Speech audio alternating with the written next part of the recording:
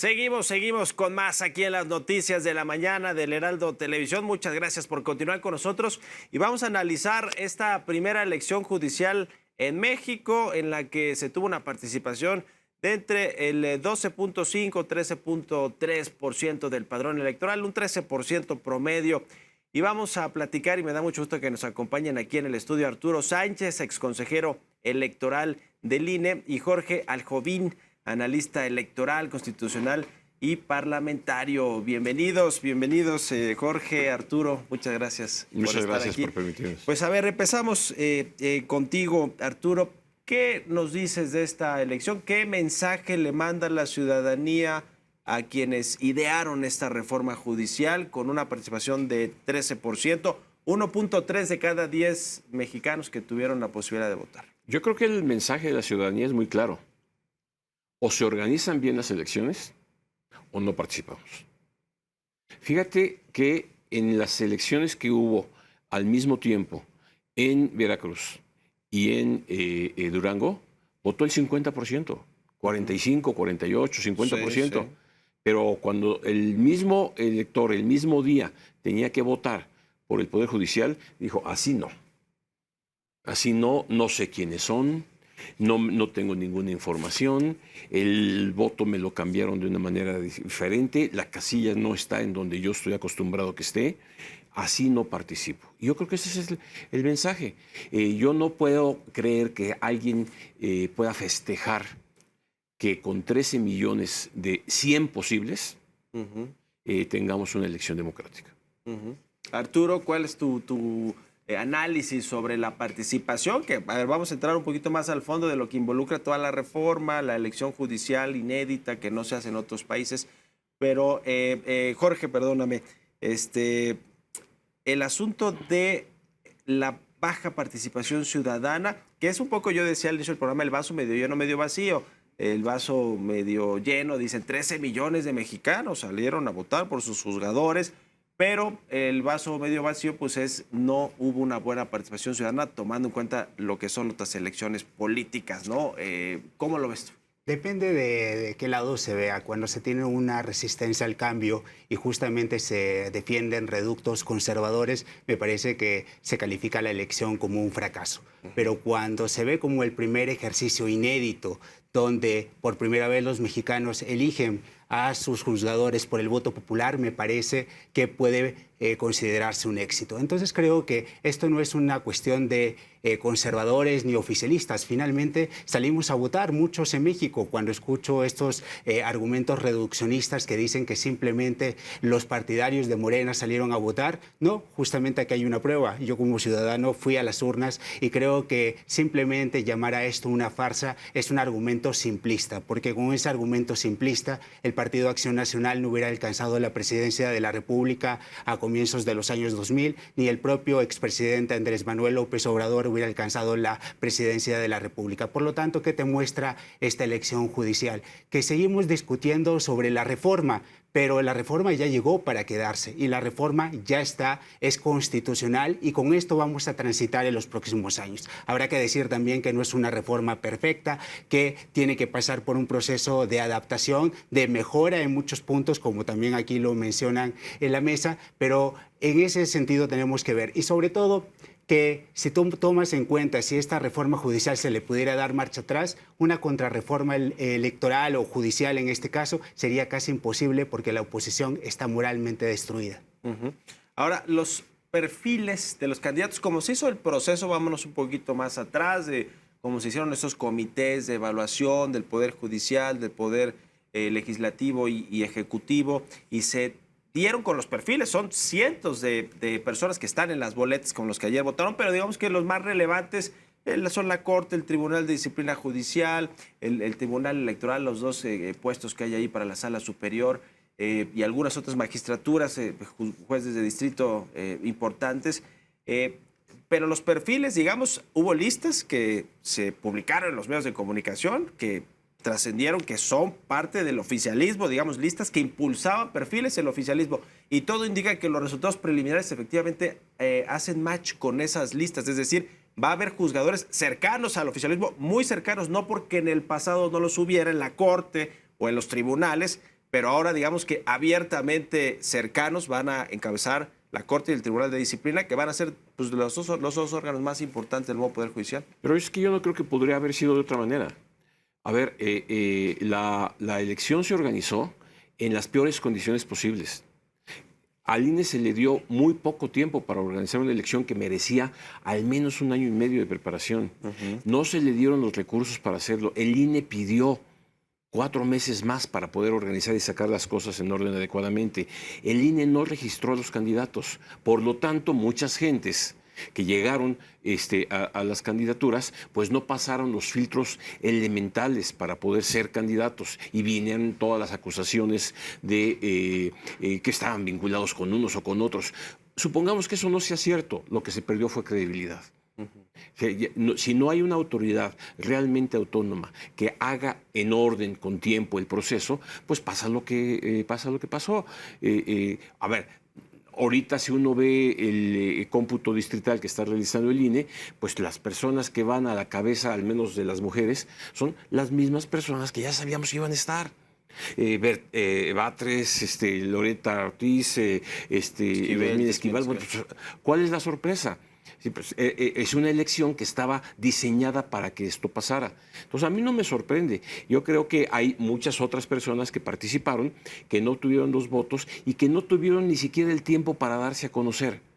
Las personas del oficialismo que ya estaban ahí, pues ya eran conocidas, ya sabíamos quiénes son, ya estaban en la corte y demás. Entonces, yo sí creo que se pudo haber hecho una elección con mayor seriedad, con mayor organización, con mayores bases legales, para darle credibilidad. No es cierto que con que haya habido un voto es legal la elección y se legitima. Estamos hablando no nada más de jueces, estamos hablando de uno de los 3 poderes de la Unión.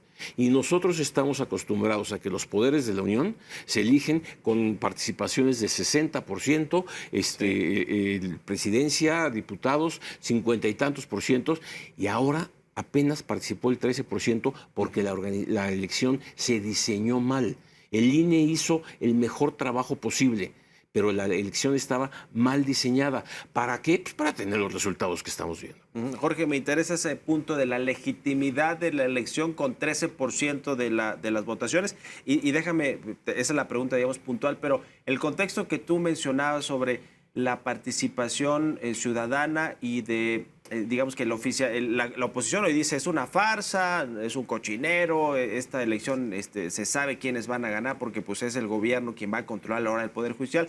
Y tú mencionabas el tema del 2000 cuando se rompió esta hegemonía priista y llegó el PAN por primera vez al Poder Ejecutivo, ¿no? A la presidencia de la República.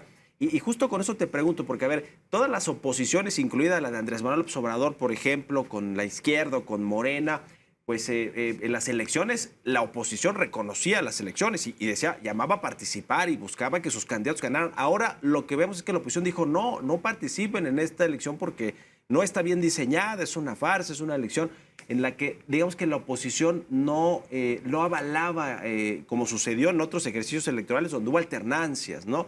¿Qué nos dices de eso? Porque detrás de todo esto, finalmente, pues hay un tema en el que la oposición, empresarios, organizaciones civiles nacionales e internacionales no avalaron cómo se diseñó este ejercicio electoral. Sí, justamente porque hay un cambio de coordenadas en el sistema político. Habría que preguntarnos si solamente hablamos de división de poderes bajo principios liberales, ¿no? Como lo señalaban los padres fundadores en Estados Unidos, o si es posible la democracia eligiendo a nuestros jueces de manera democrática. Sobre todo lo que está en el centro es esta objeción contramayoritaria. ¿Cuál es la objeción contramayoritaria? Un grupo minúsculo de jueces que no han sido elegidos por el voto popular pueden decidir sobre los asuntos más importantes en el país, ejemplo, aborto, inteligencia artificial para los jóvenes, etcétera. Eso es lo que está en el centro y me parece que lo que estamos viendo en nuestro país es una resistencia al cambio justamente porque hay grupos que están acostumbrados a repartirse el poder entre ellos, simplemente con el argumento que se ponía en la mesa de que estábamos acostumbrados a un 60, 70, 80%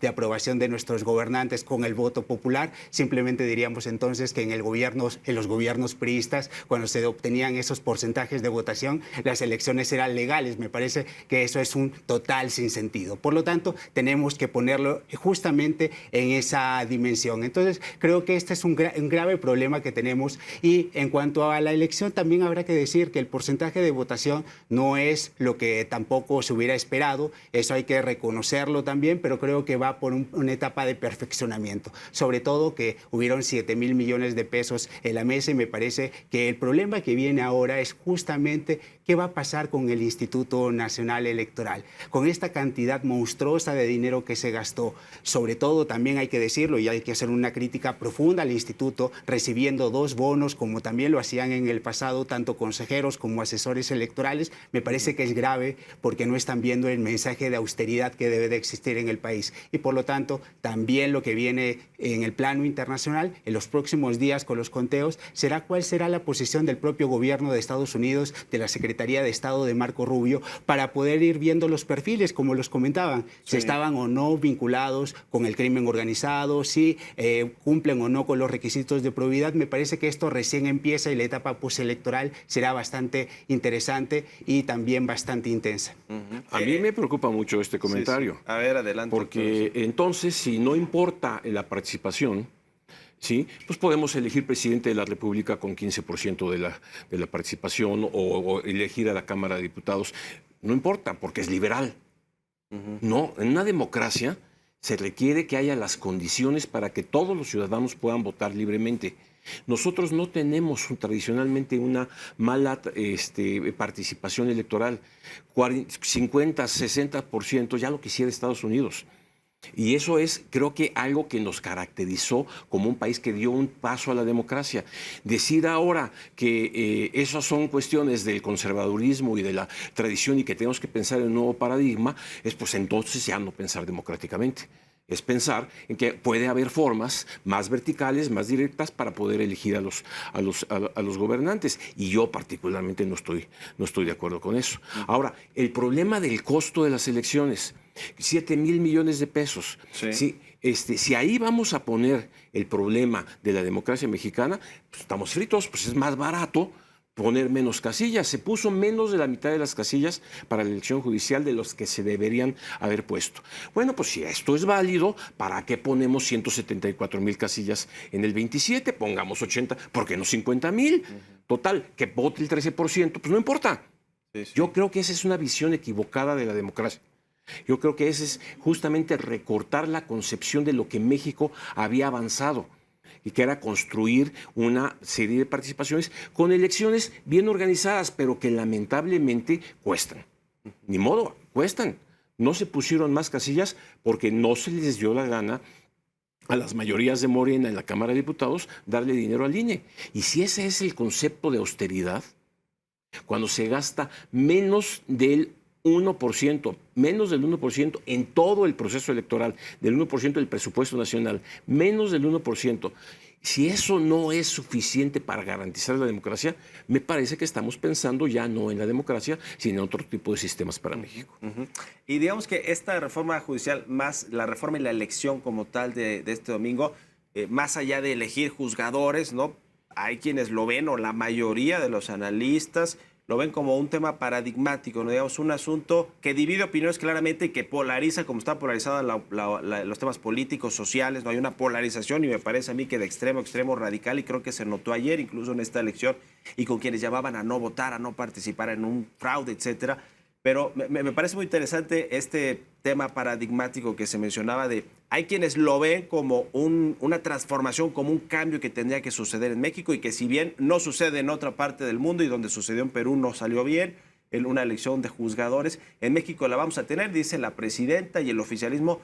Hoy México es el país más democrático del mundo. Digamos, ese es un lado totalmente radical. Y del otro lado dice, hoy comienza la destrucción institucional y democrática de México, el retroceso de 30, 40 años, porque el oficialismo o el poder en turno va a elegir al Poder Judicial. Estamos en esas dos, digamos, visiones completamente radicales. No creo que haya muchos puntos medios en este tema. ¿Cómo lo ves tú? En efecto, estos temas despiertan emociones y estereotipos y prejuicios, sobre todo cuando desmerecemos a los hermanos bolivianos con sus elecciones judiciales. Por otro lado, también... Fue en Bolivia, sí dije, pero Bolivia. Efectivamente, Bolivia, y lo otro también habría que comentar lo siguiente. Si se va a los porcentajes de votación, antes había una farsa aún mayor, cuando se elegía en un sistema presidencialista justamente al titular del Ejecutivo Federal, y ese titular del Ejecutivo Federal elegía una terna para ministros de la Corte y estos eran votados por el propio Senado de la República. Creo que ahí no había democracia y había una mayor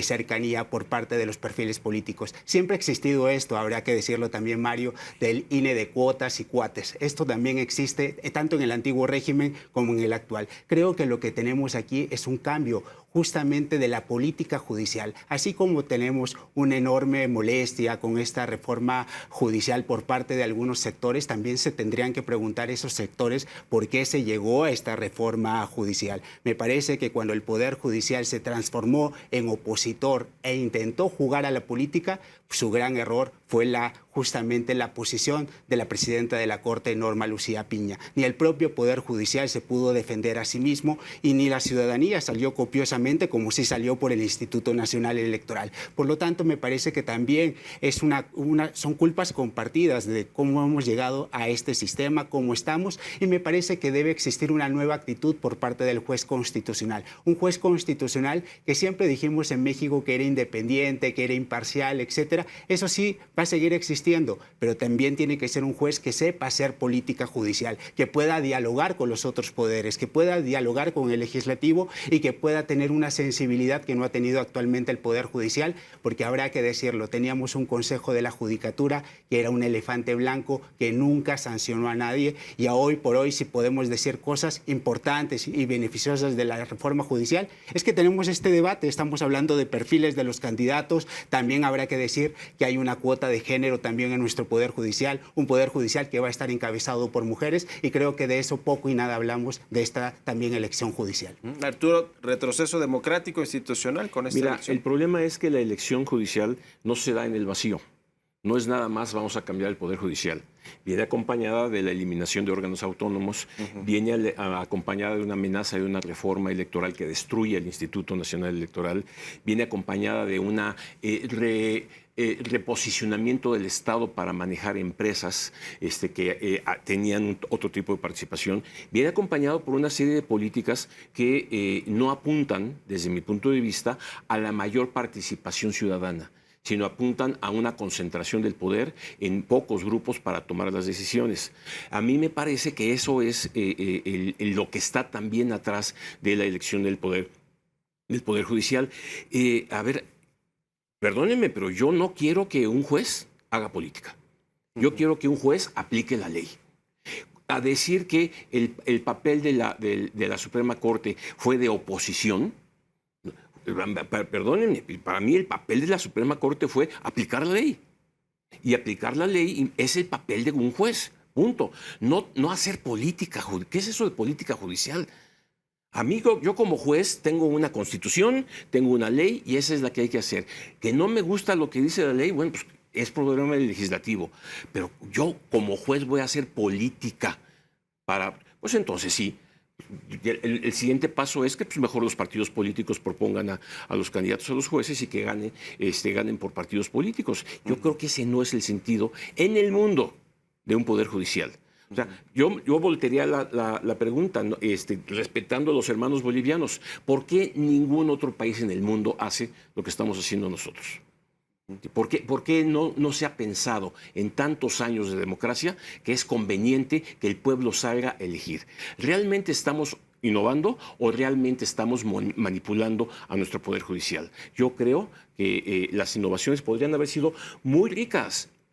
La Suprema Corte de Justicia, podríamos haber dado, incluso en las formas, dado los tiempos para pedagógicamente entender lo que significaba elegir a los miembros del Poder Judicial, que hubiera habido una pedagogía clara. A ver, ciudadano, hay una Suprema Corte que tiene estas características, que toma estas decisiones, vamos a elegir candidatos, participen, organicémonos, INE, vas a tener todos los recursos para poder organizarla, enseñar a la gente, buscar la participación.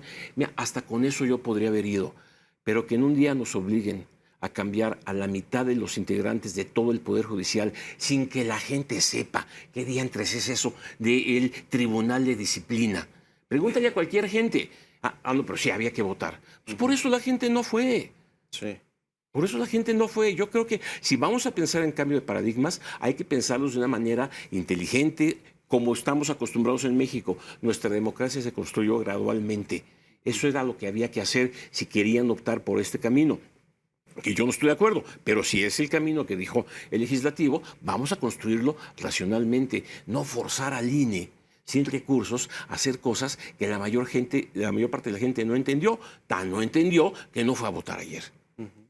Ahora, da la impresión de que no todo mundo estaba tan convencido de que los jueces, magistrados y ministros fueran una votación popular, quizás sí de que se tenía que reformar el Poder Judicial estructuralmente, no necesariamente el tema de la votación. Y comento, por ejemplo, como ejemplo Arturo Saldívar, ¿no? Que fue presidente de la Corte, que ahora es asesor de la presidenta Sheinbaum, está en su equipo de trabajo, y él en una entrevista dijo abiertamente con John Ackerman que elegir a jueces desnaturaliza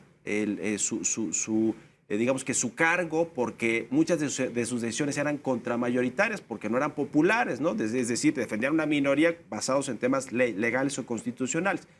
Y ahora, obviamente, claro que el apoyo a la reforma fue a votar. Además, creo que lo increparon también ahí a Arturo Saldívar en una casilla. Pero digamos que finalmente hay contradicciones y que los propios integrantes del ahora movimiento de la 4T, pues parecía que antes no estaban tan convencidos de que se requería una elección, ¿no, Jorge? Elección para darle legitimidad a los jueces, magistrados y ministros del Poder Judicial. Coincido con ese punto de vista. Creo que el diagnóstico era correcto de la propia reforma judicial, pero los matices, los alcances, la forma en que se eligieron a los candidatos podría tener serios cuestionamientos. Por otro lado, también habrá que decir que estos argumentos donde se dice que no quiero que mi juez haga política judicial me parecen totalmente reduccionistas, porque nadie pondría en tela de juicio que en Francia hay una democracia y la propia Suprema Corte en su momento hace una cuestión previa de inconstitucionalidad. Esto es cuando antes de aprobar una resolución pregunta al propio Congreso sobre temas importantes de si es constitucional o no una norma. A eso se refiere la política judicial, no justamente a esta visión reduccionista que tenemos en México, donde yo tengo una componenda contigo y busco una transacción por debajo del agua, sino que se trata de argumentos donde el propio legislativo y la propia Suprema Corte pues pueden dialogar. Por otro lado, también creo que tenemos que ver seriamente el papel del propio Instituto Nacional Electoral en esta elección judicial. Realmente el instituto tiene que organizar a nivel federal y a nivel local, con la colaboración de los propios institutos locales, esta elección. Me parece que tiene naturalezas diferentes y creo que la elección judicial se debería de centrar justamente en los cargos más importantes, Suprema Corte, Tribunal Electoral, Tribunal de Disciplina, porque desde ahí se bajan las propias políticas judiciales. Creo que decir que no existió información también sería faltar a la verdad. Sí existió información en cuanto a los cargos más altos, a los cargos más representativos, como lo acabo de mencionar, tal vez a nivel de jueces y magistrados, sí tuvimos una desinformación, no porque no la hubiera, sino que era muy difícil acceder a toda esa información en tan poco tiempo. Y la última pregunta para los dos, Arturo, Jorge. Empiezo contigo, Arturo. Vamos a tener con esto, que es la finalidad de los ciudadanos que fueron a votar, a los que nos están viendo, dicen, bueno, y con todo esto, ¿va a haber una justicia más expedita, una mejor justicia? ¿Cuánto tiempo va a tardar después de la elección de nuevos jueces, magistrados y ministros en que llegue, digamos, eso que tanto ansiamos los mexicanos, que es que nuestro marco de justicia jurídico constitucional pues nos dé resultados? A ver, yo hago una pregunta.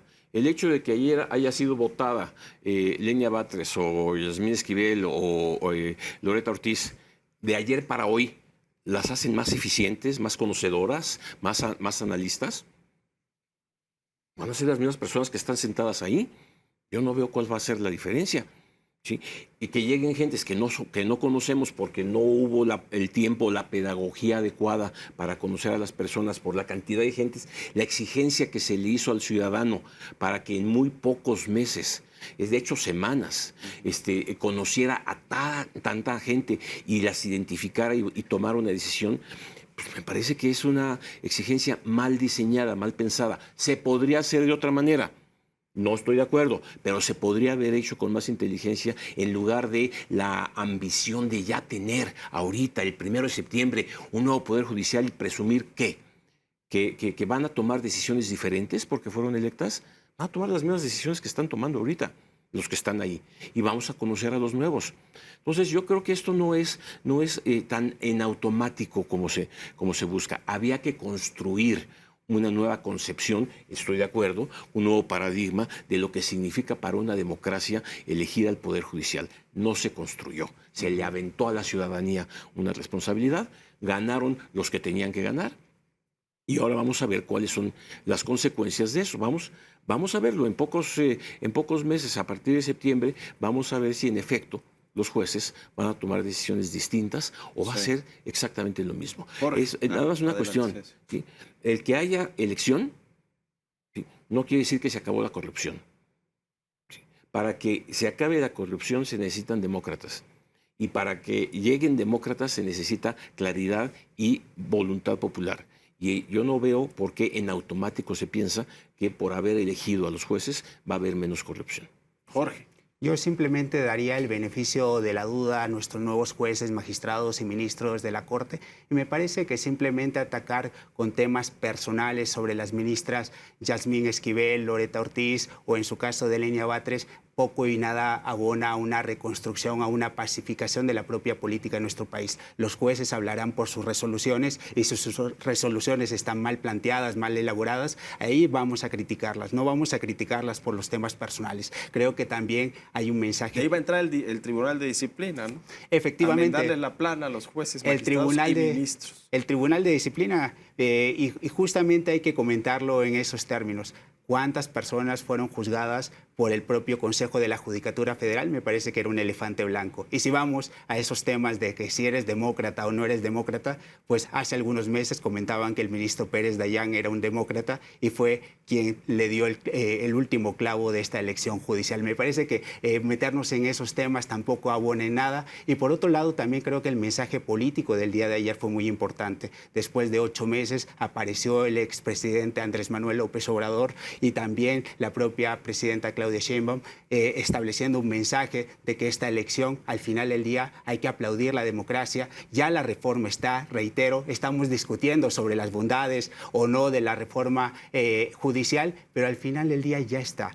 Y la democracia, justamente como aquí también se comenta en la mesa, te da esa oportunidad de construir nuevas mayorías y esas nuevas mayorías se tienen que construir por parte de la oposición, pero me parece que es muy difícil construir nuevas alternativas porque la oposición está preocupada por asuntos inmobiliarios en el caso del Partido Acción Nacional o por el lado de Movimiento Ciudadano está más preocupada por ir a conciertos y tomar grandes dosis de alcohol. Por eso me parece que ahí no se puede construir una verdadera democracia.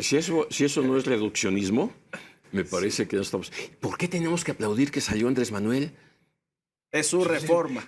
¿Pero y qué? Pues es un ciudadano que tenía obligación de ir a votar, según él, que hay que aplaudirle. Mal habría hecho en no ir. Hay que aplaudir que salió, o que salió la presidenta a decir que 13 millones de participantes en la elección es un éxito y que somos la democracia más grande del mundo. Ay, por favor. Ya no pido análisis, pido objetividad, simple y sencillamente. Bueno, oigan, muchas gracias, porque además se puso bueno aquí el debate y el análisis de la reforma judicial y de la elección de ayer, que es el punto clave central de toda la reforma. Muchas gracias, Jorge, por haber venido aquí al Heraldo. Muchísimas gracias. Cuando hay resistencia al cambio, existen este tipo de argumentos. Muchas gracias, Arturo. Muchas gracias, Mario. Cuando no hay resistencia al cambio, pasan cosas como una participación tan pobre. Gracias a los dos por haber estado aquí en El Heraldo Televisión en las noticias de la mañana.